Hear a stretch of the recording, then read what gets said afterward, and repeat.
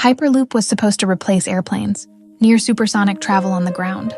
No turbulence, no airports, no delays. So why, after a decade of hype, is there still no Hyperloop you can ride? The idea was simple.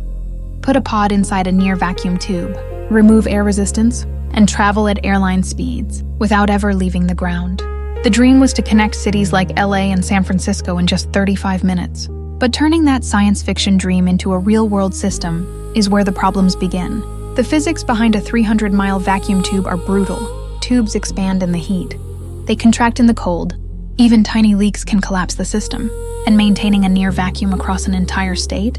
That's far harder than keeping a jet pressurized at 35,000 feet. A single point of failure could bring the whole network down. Then there's the safety nightmare. Airplanes can divert, trains can stop. But what about a sealed tube with no exits? If something goes wrong, a power outage, a system malfunction, a medical emergency, there's nowhere to go. There are no emergency doors. There's no easy evacuation plan. And there's no way for rescue crews to reach passengers quickly inside a sealed, airless tube. Beyond safety, there's the infrastructure reality. Hyperloop needs perfectly straight lines to maintain its incredible speeds. But the real world isn't straight. Mountains, cities, private land, and even earthquake fault lines are all in the way. Airlines just fly over these obstacles. Hyperloop has to plow right through them, which means acquiring enormous amounts of land and engaging in massive, expensive construction projects. And who would even regulate such a thing? Airplanes have the FAA, trains have the FRA, Hyperloop has no one.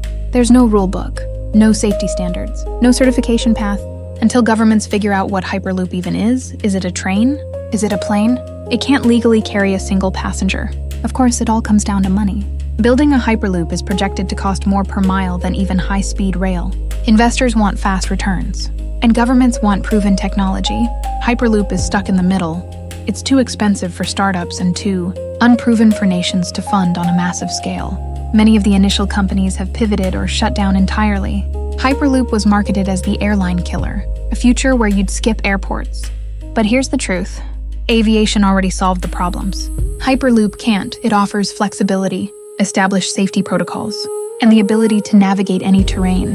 It has a global regulatory framework and can reach anywhere on the planet. So Hyperloop isn't failing because the idea is impossible. It's failing because our world, the physics, the land, the laws, the money is pushing back against it. The dream isn't dead, but it's nowhere near ready to replace the skies. For now, the fastest way between cities still flies. And the future of high-speed travel? It's probably still above us, not below. Thanks for watching.